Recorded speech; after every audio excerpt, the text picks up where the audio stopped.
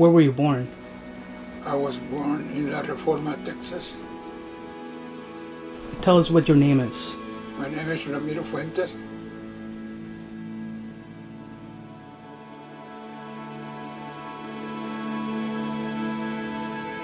How is La Reforma? La Reforma, it's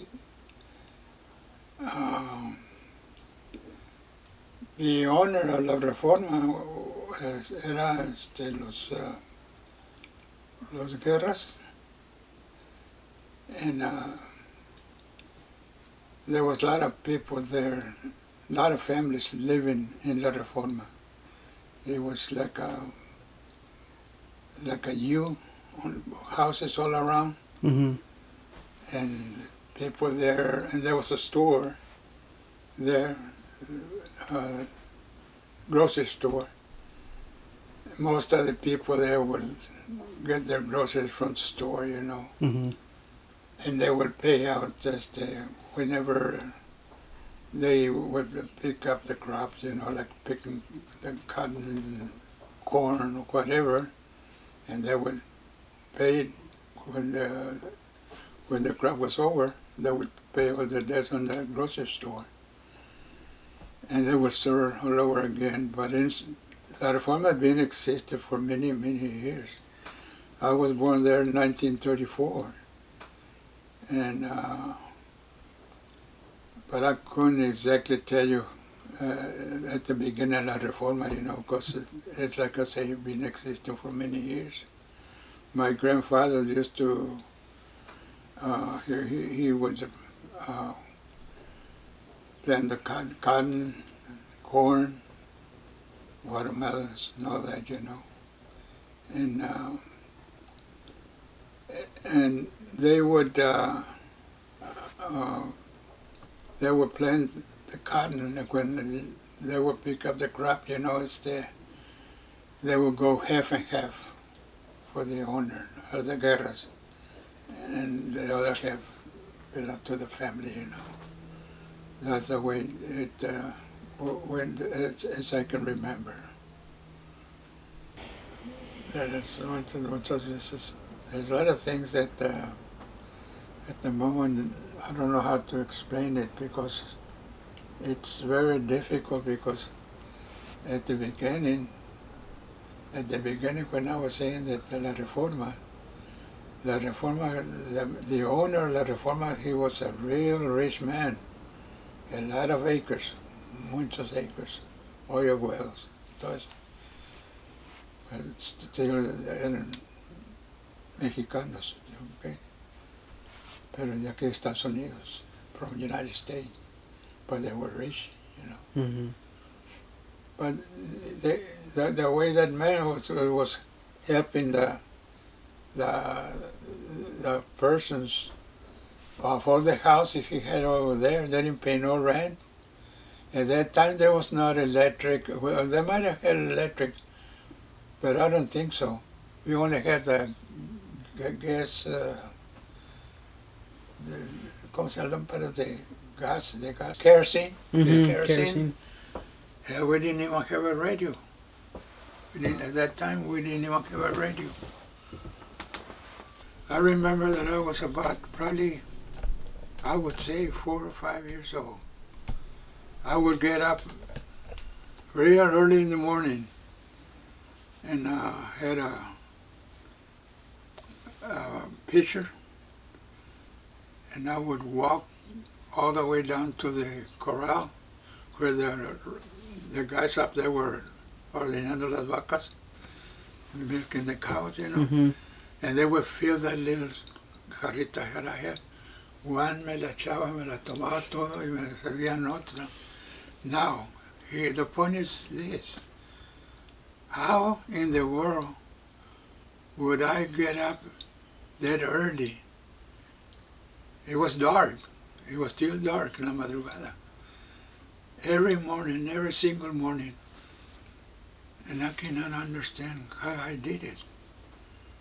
At the same time, there was no clock in the house or anything like that, But I would just get up, and I would bring the jarrita, put in the table, and I went back to sleep.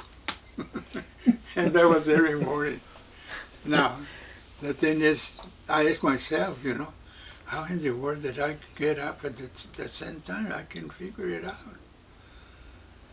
And that was a rattlesnake country up there, La Reforma. There was a lot of rattlesnakes. We were lucky we were not bitten by one of them. Because I remember when I was a little kid, my parents would take me, and I had a little sack, and dark, and it was dark. I mean, ¿cuánto podía pescar, And that we were lucky that we weren't bitten by a rattlesnake. God was there protecting us. But so far it's so good because we never did get bitten by a rattlesnake.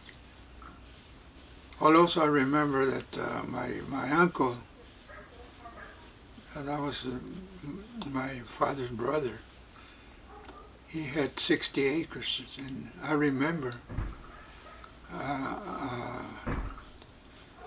at that time they would go and help him out. We would stay in the ranch with him, and how much I could help him, I was probably about 11 years old, or 10. And I would take the wagon full of cotton, al jean. Yo ponían tablas, se me hace como una paca, And I would take that thing to the jean. And then everybody knows everybody over there. Because my uncle would live only about 2 miles from La Reforma, Paipalí. And since como yo estaba ahí en La Reforma, they knew everybody. Cada quien se conocía. Would you walk everywhere? Yes, walk. And I remember my uncle, when he started drinking. I remember one night, went back up there and put the horse inside la cocina, and he wanted some money. So he asked me, Tia Santos, for money. And then he said, come on, Caco, let's get out. Se me subió en el caballo y me llevó con él para la cantina y abrió la puerta de la cantina y metió el caballo para adentro. Wow.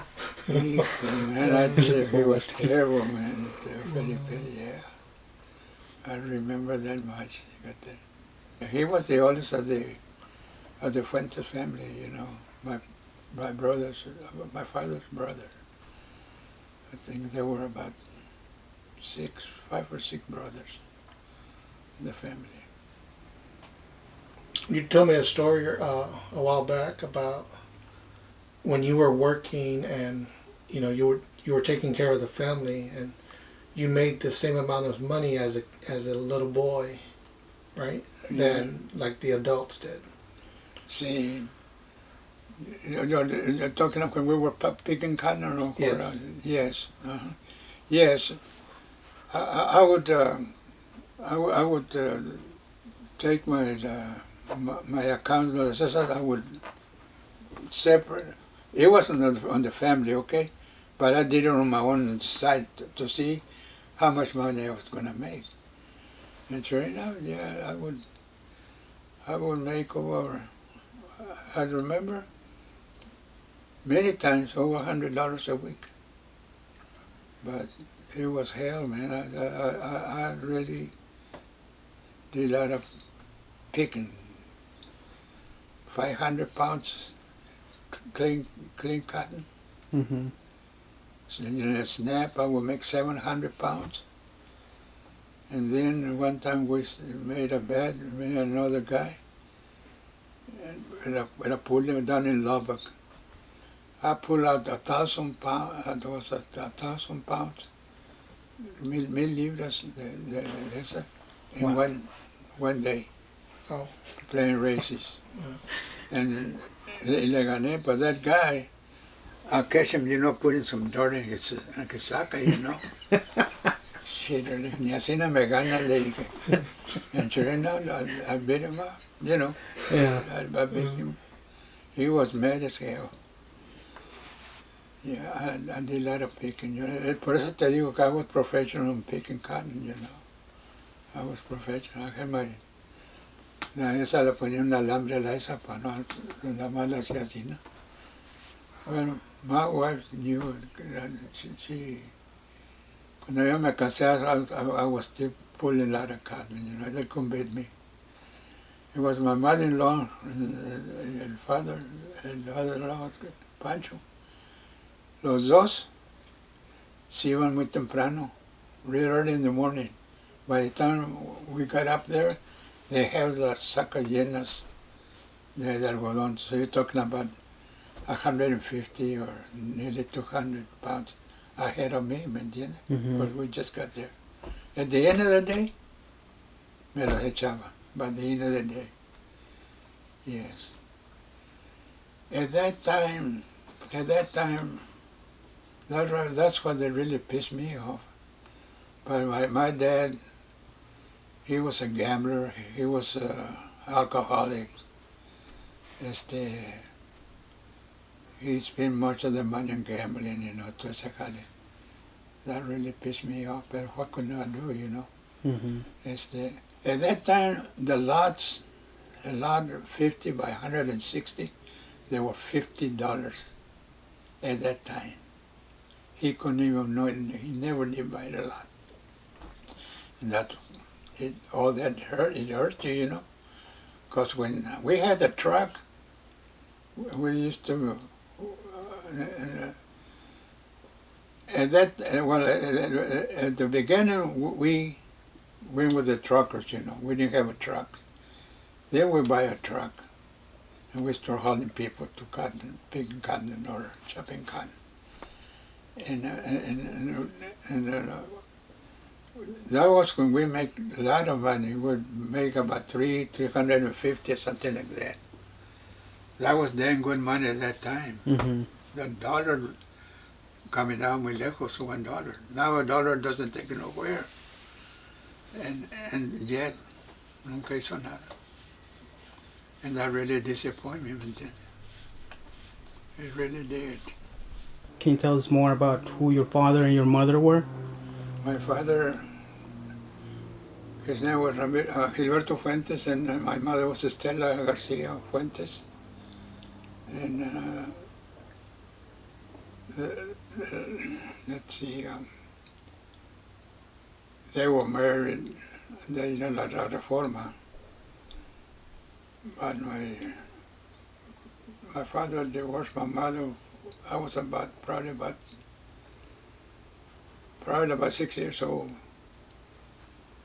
And we were raised by my grandmother. And I don't know what else. And do you know their parents' names? Your grandfathers? Your grandparents? Well, my grandfather and my grandmother, my grandfather's name was Juan Fuentes, and my grandmother was Valencia Fuentes, Salinas Fuentes. As I can remember then, most of my uncles and aunts were married, and some part of them, they moved to Rio Grande City. And the rest of us, we moved to Edinburgh. And then as the year passed, we went to Rio Grande City to get my grandfather and my grandmother to move them to Edinburgh. Now on the other side, it was Ramiro Garcia was my grandfather on my mother's side. And he was remarried again, my grandfather. I did not know her first wife. And the second time that he got married, her name was Celia, Celia, Gar- Celia Garcia, and of course it's a big family, los Garcias. It was a big family, and but we didn't have too much communication with them. You know, we have more communication on my father's side. So I know that I had a lot of primos and primas that I don't know. You know, Right. because it's like I say, it was a big family, los Garcias. Yes. And So your grandmother raised you and your siblings, right? my grandmother raised us. You know, How many siblings did you have? we were four. We were four. So it was two sisters and one brother and I. I was the oldest in the family. Hmm. Yes. So we actually were raising more or less in Edinburgh most of the time. You know, that's where we went to school and all that. You know, and I didn't finish I didn't graduate from high school because my dad used to work on the packing shed, and he got hurt in his back, and I had to quit school in order to continue on raising the family. You know, I was the oldest, so I had to quit school, and I had to work and to take care of the family, you know, paying the rent, buying groceries, utilities, and all that. At that time, I was about 16 and a half years old. You know, I quit school since I was in ninth grade. And so the rest of the family could, my sisters and my brother could continue on going to school, you know. My father was out of work for a whole year. And by the time he started to work again, you know. What were the names of your brothers and sisters? My, Your brother my and sisters. uh, Juan Fuentes, my brother, Mhm. and Aurora Azaguirre, and Andreita Fuentes. All of them were, yeah, they passed away. All three of them. Hmm.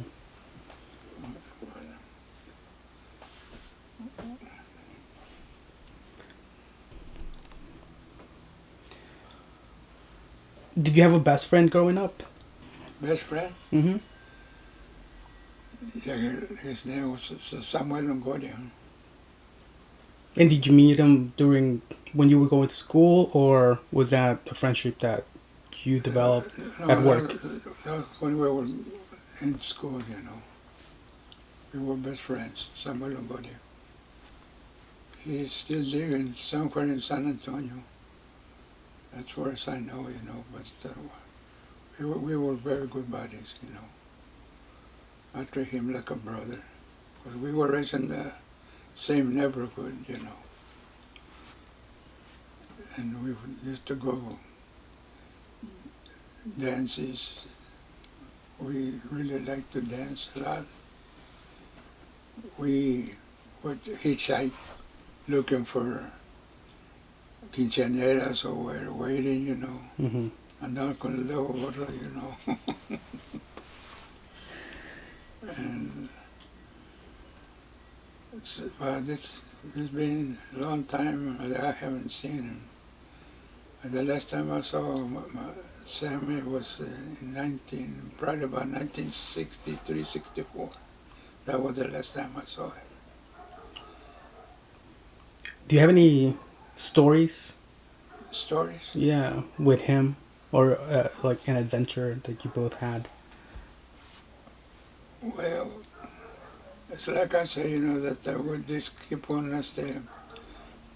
looking for quinceañeras because it was free, you know, you don't have to pay, you know. but we used to collect some ribbons to see sometimes when it was a band or something that was going to play. For the first thing we did was go look at the ribbons, what color they were. Since we had a collection, if we had some over there, we would put it on, so we didn't have to pay. That's Yeah. great.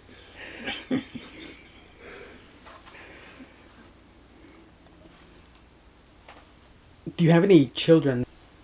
Uh, yes, I have, let's say 4 girls and 2 boys. Four girls and 2 boys. Can you name them? Name them was, because let me start with the girls. Imelda, and Alma, Johanna and Belinda, and Ramiro Jr. y Rudy. Those are my children. And most of the children are down here in Rosenberg and Richmond. I only got one left in the valley, Ramiro Fuente Jr. He's the only one up there in the Rio Grande. Do you have any stories about them when they were kids? Well, what can I say?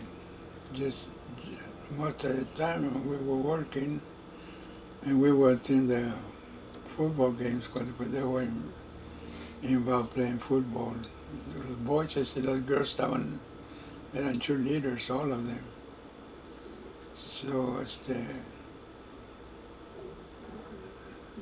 and we would join them in every football game, rain or shine.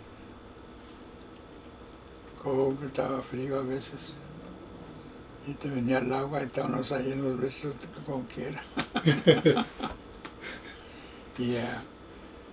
And like I was saying hace rato, that I was raised in a cotton field. Every year we started chopping cotton in the valley. Then we came over to Chapman Ranch near Corpus Christi on our way back on. And then we would stop on El Campo, Rosenberg, and Richmond.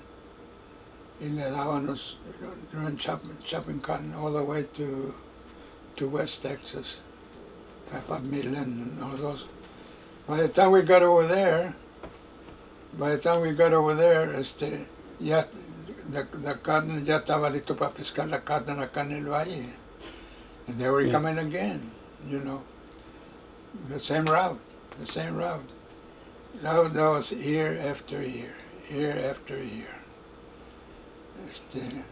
Rosenberg, I remember they still, El Parque, the park that's on 90th Street, there's construction going on.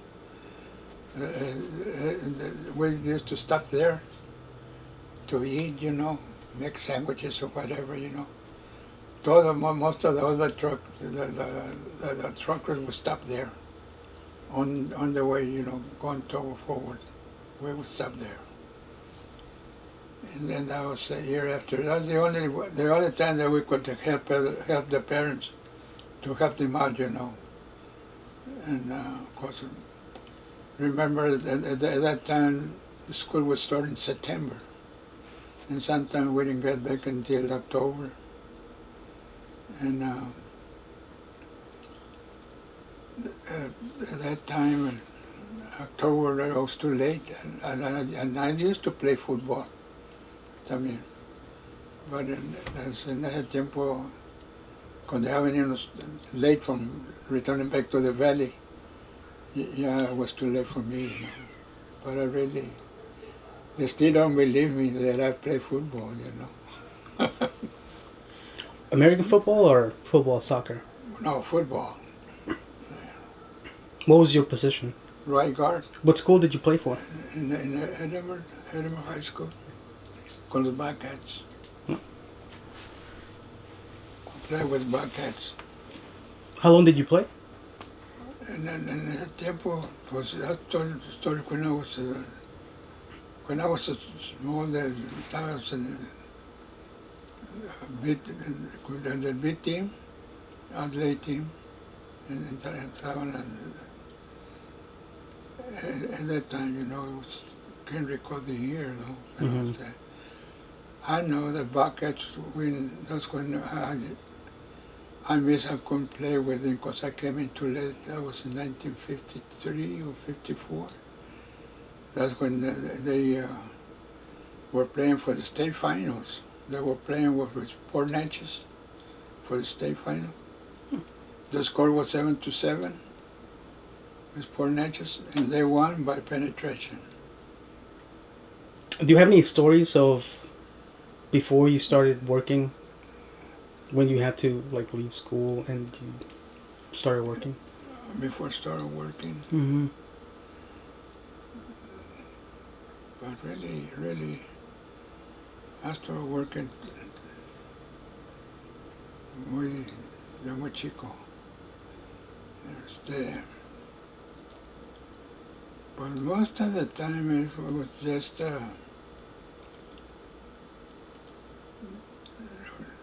going up dances, you know, like Tina was saying a while ago that andaba de pajuelo nomás. Pero cuando estaba uno joven, ¿me entiendes? Mm-hmm. Not anymore. Ahora ya está uno ya viejo y todo, you know. It's no lo puedo acordar, but it's a very kind of difficult for me to remember of all the things that happened, you know. Mm-hmm. There was, Any stories with your brothers or your sisters? Did you all get along, or? we did it. Yeah, we communicate each other. Mm-hmm. Yes. That's one thing we did, to communicate. You all were close? Yeah. Very close. Very close to the family all the time. That's another thing, you know.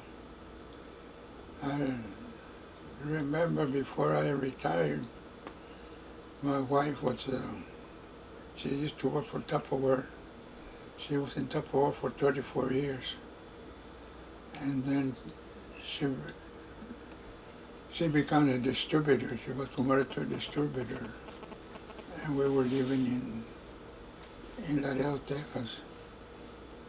We were living, and then I remember one time that Joanna got sick. And at that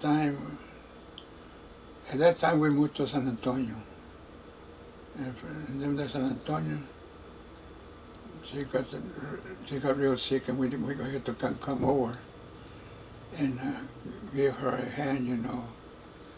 So we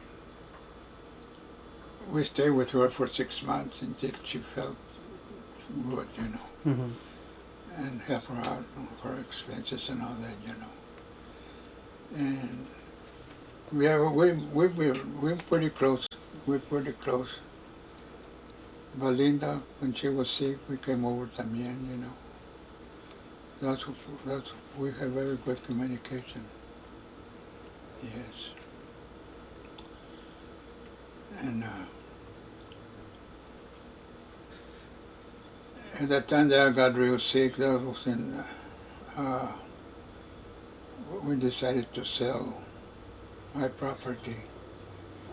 So we moved over down here. Of course, anyway, I was seeing this doctor for a number of years, and I had to drive from Elsa all the way to down here. It was 350 miles. All the time. So when I got real sick,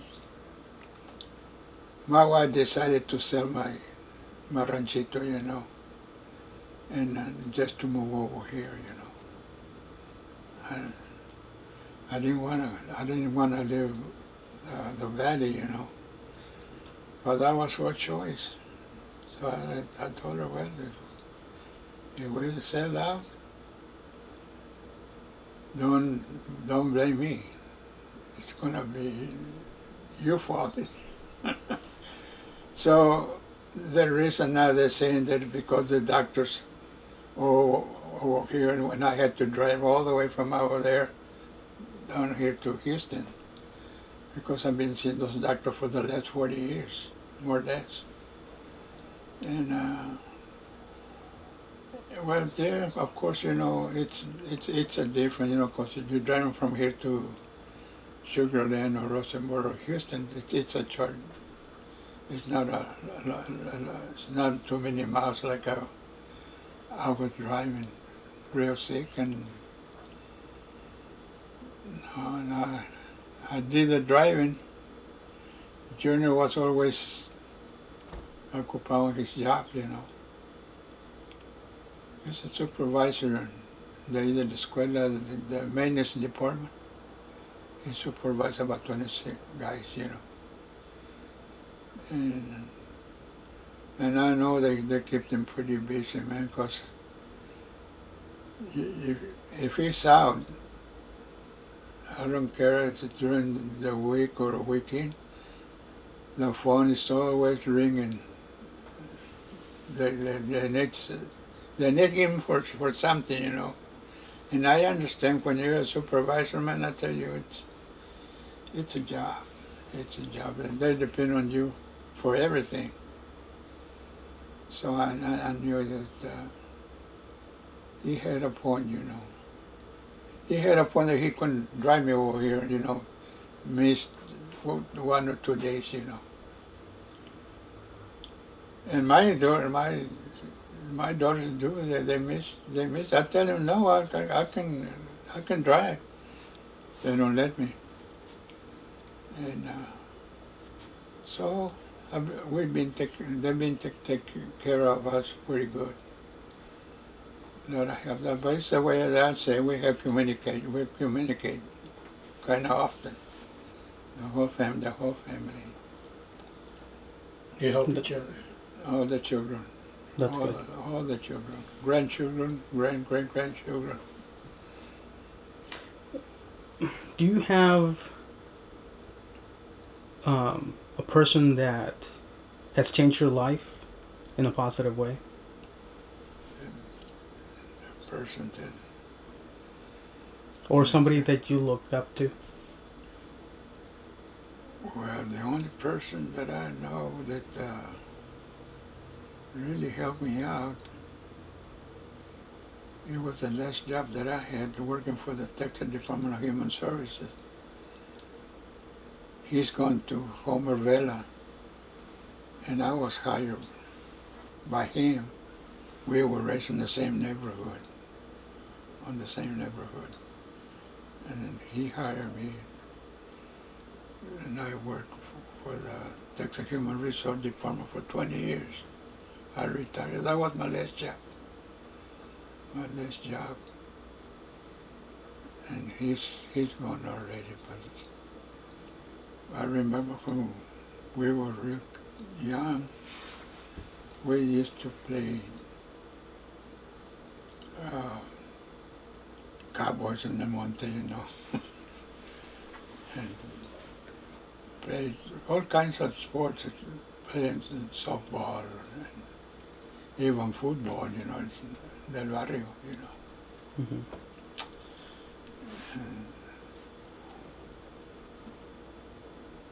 And some, and I did practice con Juan Félix. Juan Félix is I teach him how to, give him some ideas. And, he played football, and he would train up there in my house how to kick the field goals, you know. He was playing football. And he did pretty good when he was playing in high school. His longest field goal was 54 yards. 54 yards, and he made it. And then he won the game, you know. Mm-hmm. It came out pretty good for making the field goal. But he started ahí en la casa, you know, poníamos ahí en unas tablas, eran los goles que pasaban por arriba. Can you tell me of one of the happiest moments in your life, or one of the saddest moments in your life? Well, the happiest moments in my life, the happiness, that's when my wife won a trip to Hawaii. That was my happy time. 2 times. And I did promise her I was going to take her back to Hawaii. No, I never did. and I never did. That was the happiest day of my life.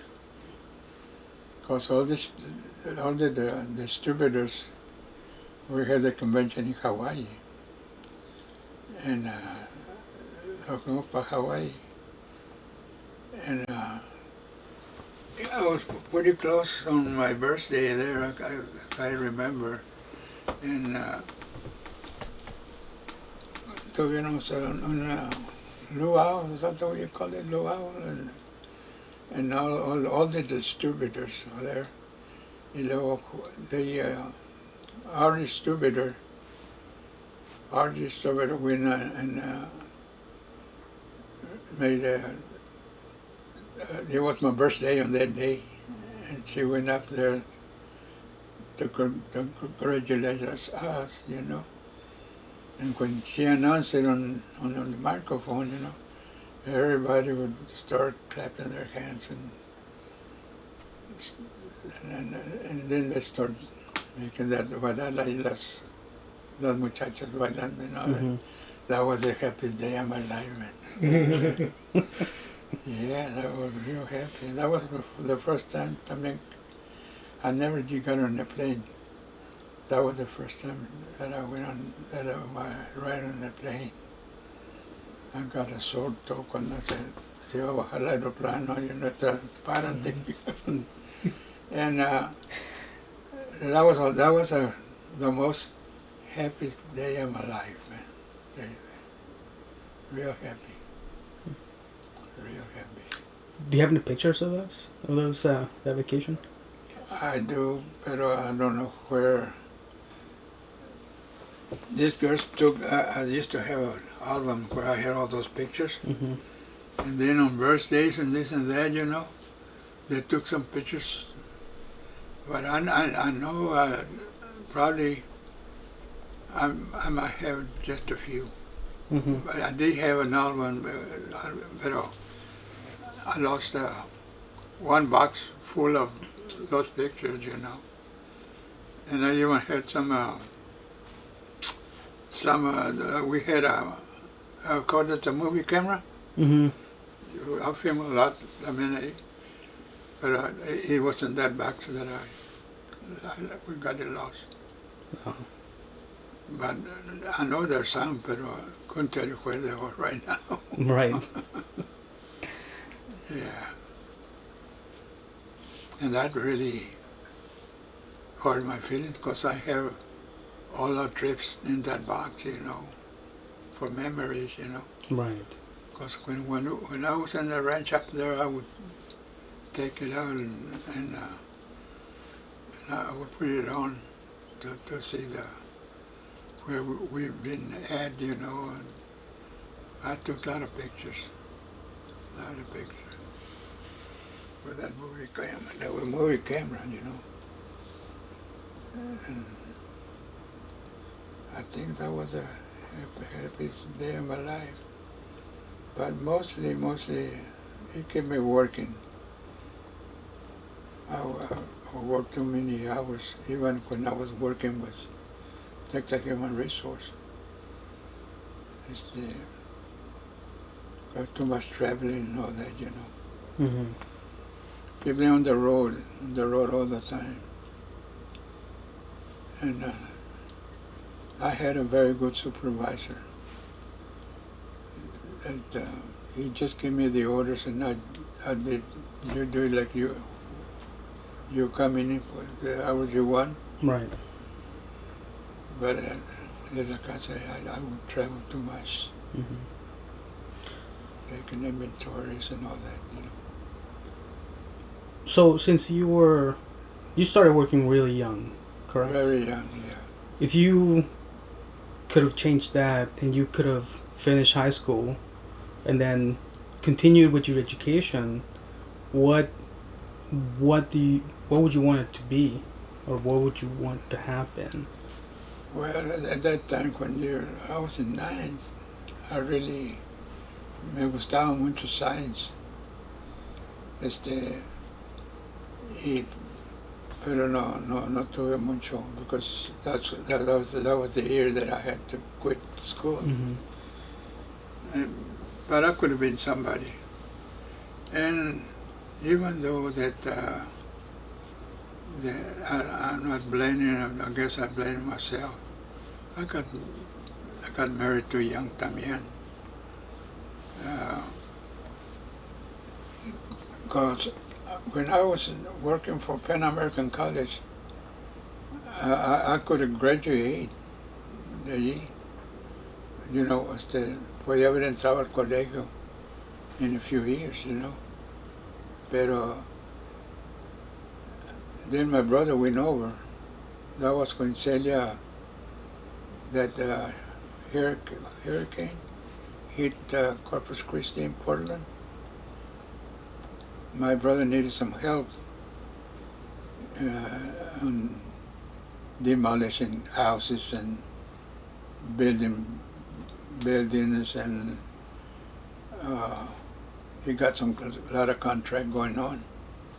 I quit Pan American to help him out, but it was just a few months, and then after that se paró el trabajo. And if I would have stayed in Pan American, I would have hubiera agarrado un career ahí, Hmm. because I was como que I was working there in that colegio. I did have a chance, but I didn't. Well, I went for the money. I was making more money than what I was making in Pan American. Hmm. So actually, I always had one or even two jobs sometimes, So I was kept busy, And my best hobby me gustaba comprar becerros, resell them, allí mismo en el ranchito. Venía la gente, people would come over and buy the calves, I bought some for resale, pigs, and it was little extra money what we were making there beside my job, But it's a job anyway, Right. It's a job. So if you could have continued with school, what would you have done? Like, would you have taught some science Well, class, or? well, if I would have continued school, hubiera estudiado para algo de farmacia, pharmacy, to become a pharmacy. Pero no, I didn't get too far on that, But I really liked school at that time. I quit school because I had to, Hmm. And I kind of got disappointed that I had to quit school for a whole year. I lost a whole year, But it was my fault because I was still young at that time that I could have continued going to school. But I think I lost faith on it, and that's the reason I I quit. Mm. Yeah. So in your life, what's one thing, or what is something that you're most proud of that you've accomplished? That I accomplished. Well, one thing that I like is that I really like, and that was doing some politician work. You know, guys that were running for Congress. I helped this guy, Kika de la Garza. I did a lot of work for him, you know, and he got elected, and he was there for a number of years. His name was Kika de la Garza, and some of the I was involved in doing the politician. I would pack the eyes de cada candidato. They had to pay me, you know, to do some politician work, you know. Mm-hmm. When the, when the time comes on that, that was a very good time for me to make some money. I make very good money doing politician work. Mm-hmm. And I really enjoyed it, man, I tell you. But you had to hustle a lot, you know. But it's like I say, you know, I would collect from several individuals. And that was good for me and for the family. Mm-hmm. Yeah, I really enjoyed that kind of work. And I did it for a number of years. For a number of years.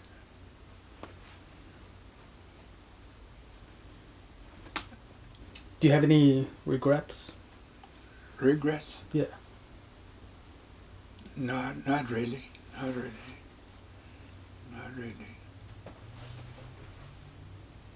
What is the saddest, a sad moment in your life, or the saddest? The sad moments of my life was when my grandmother passed away. That was the saddest moments of my life. And I lost my grandmother. She was a wonderful person. What was her name again? Valencia Fuentes. Valencia Salinas Fuentes. And she's the one who took care of you, right? Yes, or the whole family, you know. Yes. Do you have a particular memory of her? Remember, well, she was always defending me for one reason or another. My grandpa would get after me, and especially when we went out and there was a canal that we used to go swimming, and he didn't like that, you know. So he went up there and maybe 2 or 3 times and whipped my butt. And my grandmother would defend me, my grandmother. But he already got me on my way back to the house. I get to learn more from my grandfather than my dad, you know. Yeah. Yeah. He showed me how to work on the yards and all that, you know. Mm-hmm. Take me to church every Sunday morning. Get up at 6 o'clock in the morning. That was my grandfather.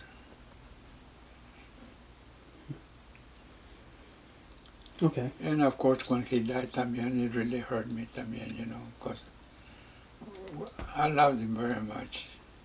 Mm-hmm. Yeah. I would, every time we would come down here to pick cotton, I would make like a piggy bank, you know. One for my grandmother and one for my grandfather. That was every year, you know. And one of them I would collect some dimes and quarters. Dimes and quarters. And I would take one for him and one for her, for my grandparents. That was year after year. That's the love I had for them, And I never did count, but I know they were over $200 in each. Mm-hmm. Yeah.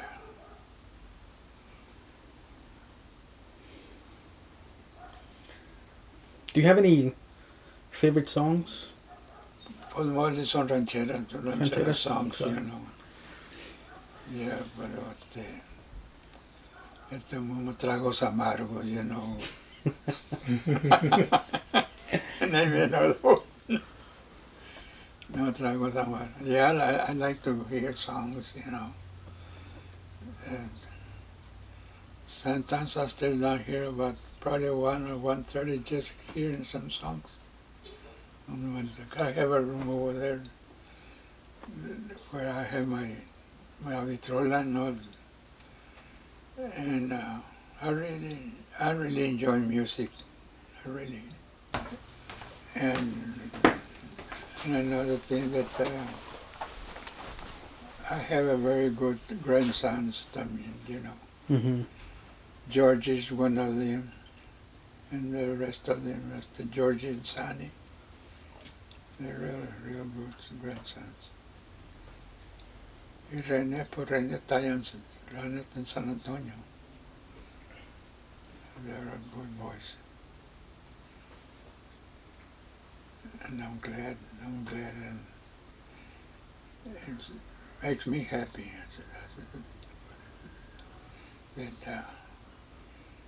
that I'm still alive and seeing them Mm-hmm. joking around with them sometimes. Yeah, and I really enjoy it. From the smallest to the big ones,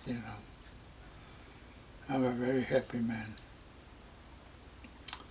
I thank that good old Lord that gave me all this time, of the many years, 85 years.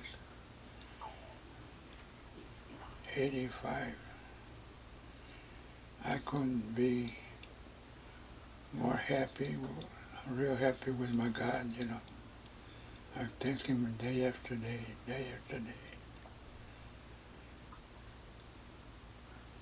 And I guess that's the most important thing in a family like that is the communication, Mm-hmm. which now I think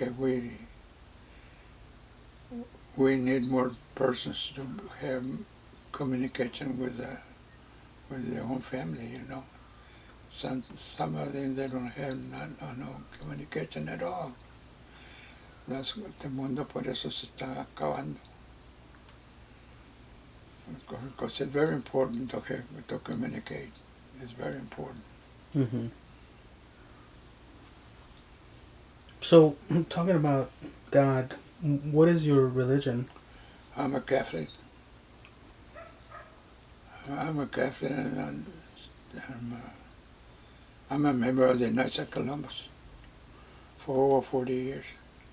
Can you tell me more about that? Well, I joined the Knights of Columbus about 40 years ago, and we used to do some fundraising for victims that had cancer. Either they have passed away or they were sick.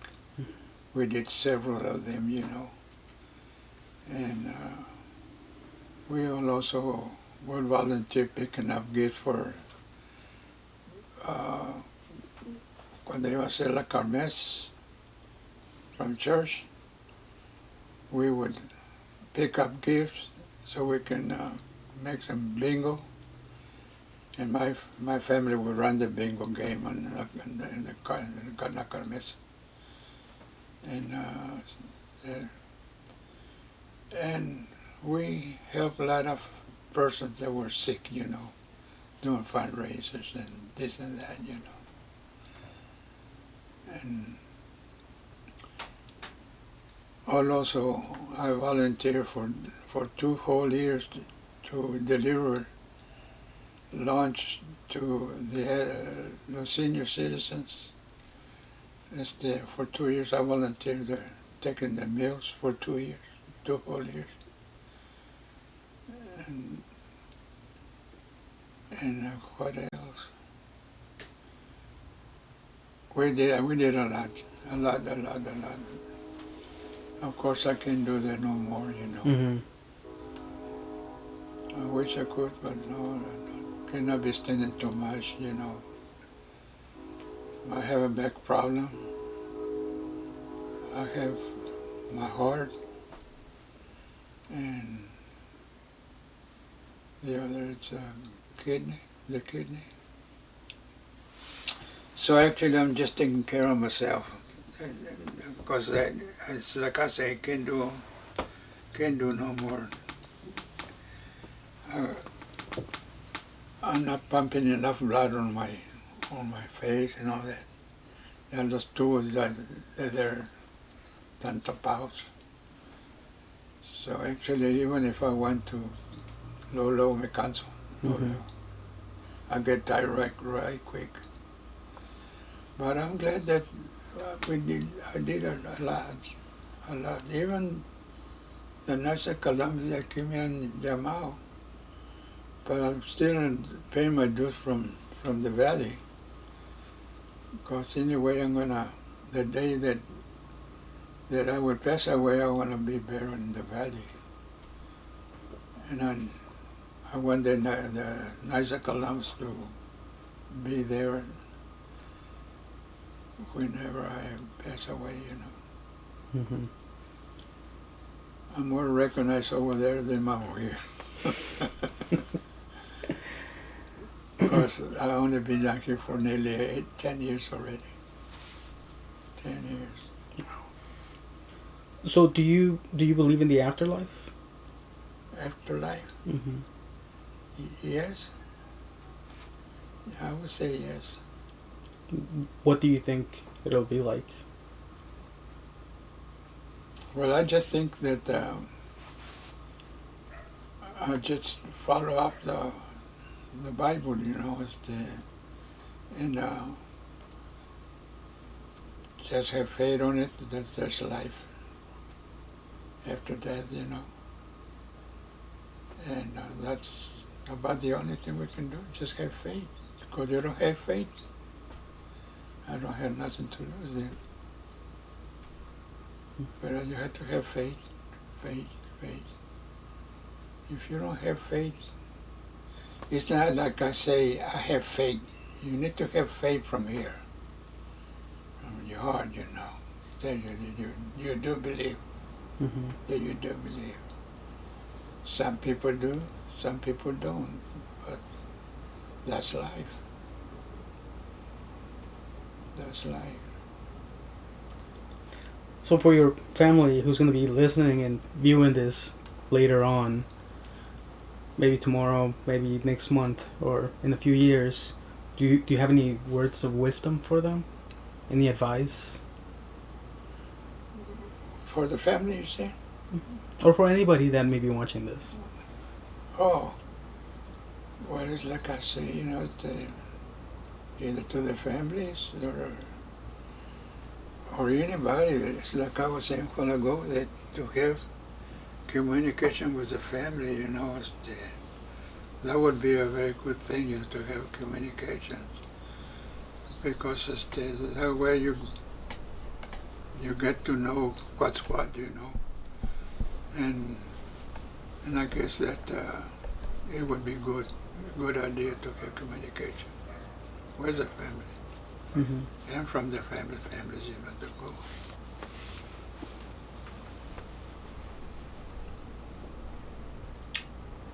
And the last question, how would you like to be remembered? How would I like to be remembered? Well,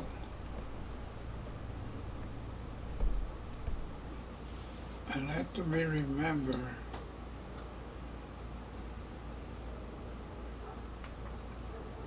just like I was, you know. To be remembered the parties or whatever we had, you know. birthdays and all that, you know. Mm-hmm. But to everybody to be happy. And I would say that each individual to have their own opinion. What was your grandpa was like, you know. That's the way I look at it. Even little bitty kid that Johanna's grandchild. Me dice Papa, Papa.